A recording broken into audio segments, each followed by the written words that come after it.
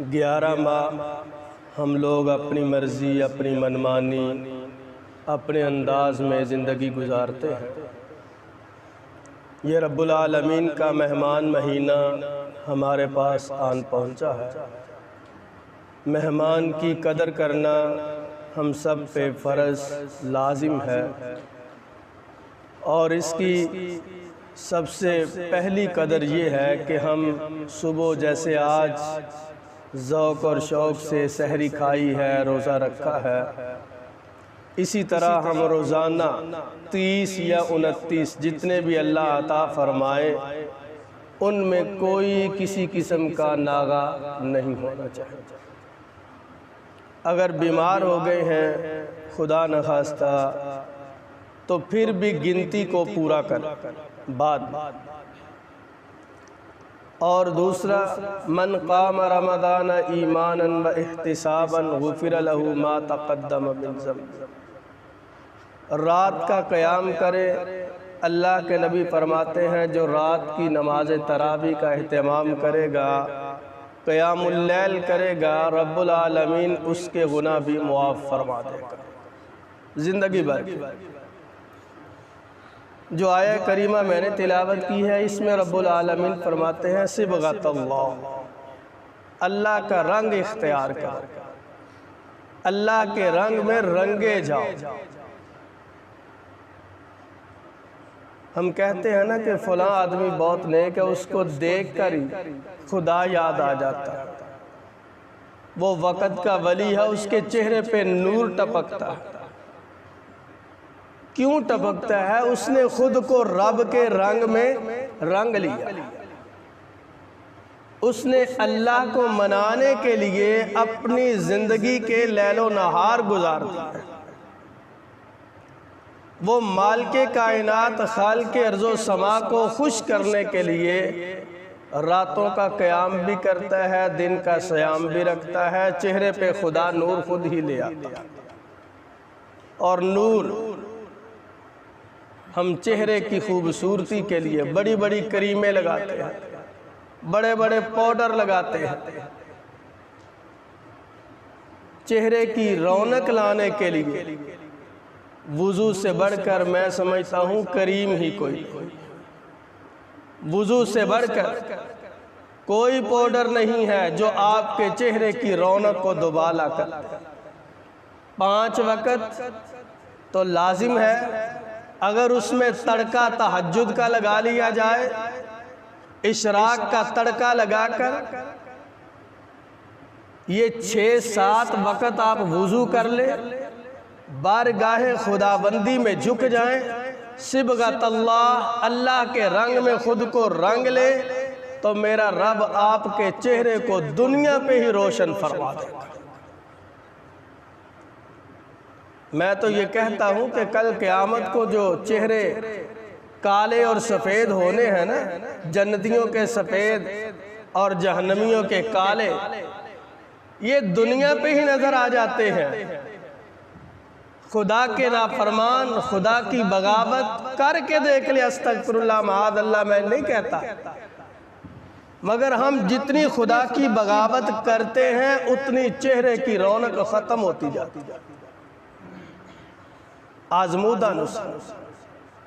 اور جتنا خدا کے قریب ہوتے جاتے ہیں، جتنا اللہ کے رنگ میں ہم خود کو رنگ لیتے ہیں، اتنا ہی انسان دنیا پہ عزت بھی پاتا ہے، شہرت بھی پاتا ہے، اور خدا اس پہ راضی بھی ہو جاتا ہے۔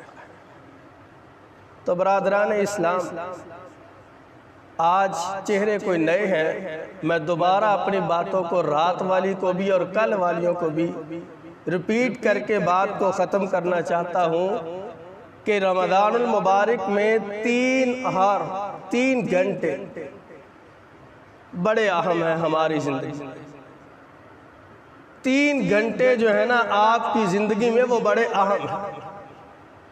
ایک تو سحری سے پہلے یعنی کھانے سے پہلے 1 گھنٹہ کم از کم پہلے اٹھیں، تہجد کے وقت درود پاک پڑھیں، اللہ کو منا لیں، اپنی اولاد کے لیے دعائیں کریں، اپنے ماں باپ کے لیے دعائیں کریں، اپنے عزیز و اقارب کے لیے کرے، اپنے رشتہ داروں کے لیے کرے، اپنی صحت کے لیے کرے۔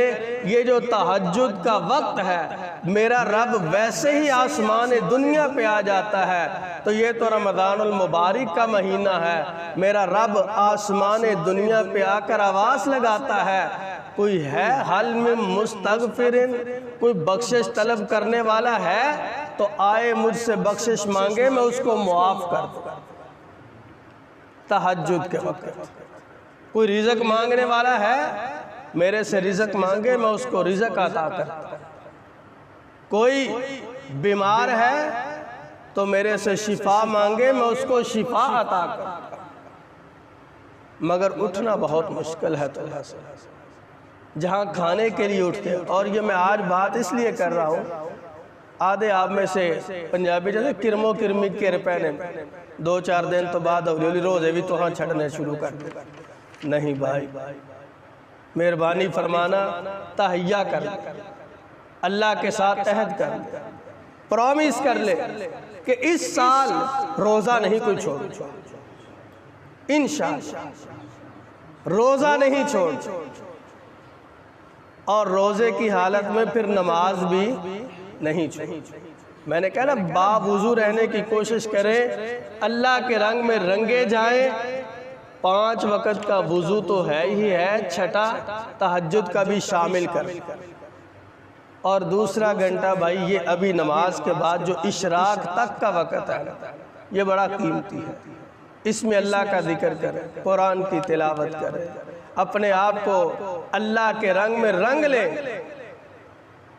عیسائی اور یہودیوں کا بلا وطیرہ کیا تھا؟ کوئی عیسائی ہوتا ہے یا یہودی ہوتا تھا نا بندہ، اعلان کرتا تھا تو وہ اس کے اوپر اس کو نہلاتے تھے، اس کے اوپر وہ چھڑکتے تھے رنگ کہ جناب جی اب ہمارے رنگ میں رنگا گیا۔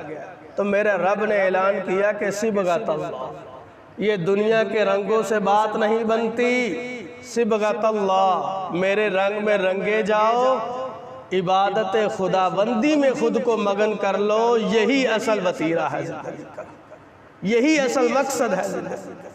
اور فرمایا وَمَنْ أَحْسَنُ مِنَ اللَّهِ صِبْغًا، اللہ سے زیادہ خوبصورت رنگ کس کا ہو سکتا ہے؟ عبادت خداوندی میں جتنا مزہ ہے نا، زندگی میں کسی اور چیز میں کوئی مزہ نہیں۔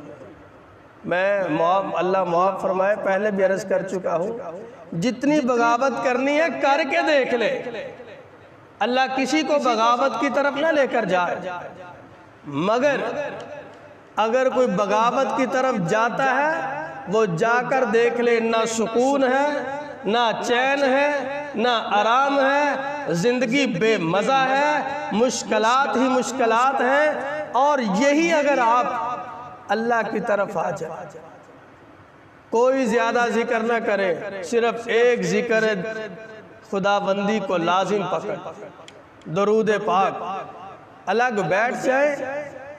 اب میرے آقا کائنات کی ذات اقدس پہ درود پڑھنا شروع کر دے، خدا بہاریں آپ کی زندگی میں لانا شروع کر دے۔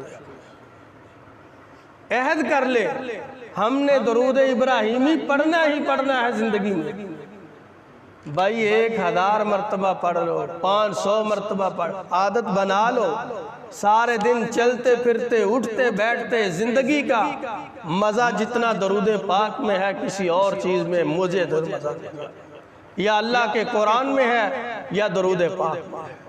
ان 2 چیزوں میں جتنا سکون ہے، مزہ ہے، آرام ہے، کسی اور چیز میں نہیں۔ دولت بھی اللہ دے گا، رزق بھی اللہ دے گا، اور اللہ عزت بھی دے گا، ان 2 چیزوں کو لازم پسند۔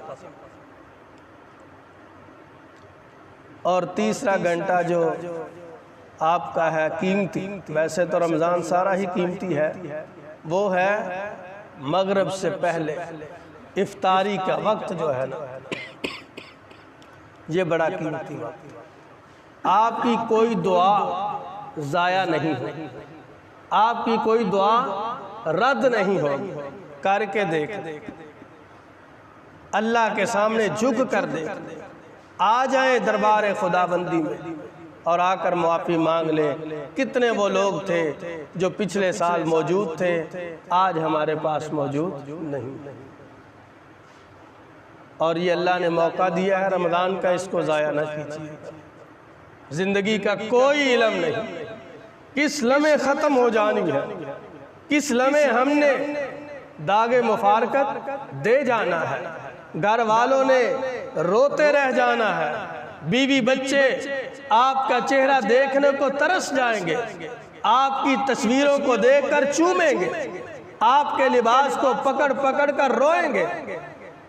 اس وقت اگر ہم نے خدا کو منایا ہوا تو ہماری آخرت کی منزلیں آسان ہو جائیں گی، اور اگر ہم نے خدا سے بغاوت اختیار کی ہوئی، اللہ کو ناراض کیا ہوا زندگی میں، اپنے گناہوں پہ نادم اور شرمندہ نہ ہوئے، تو یاد رکھ لیجئے پھر افسوس کے علاوہ کوئی اور نہیں ہوگا۔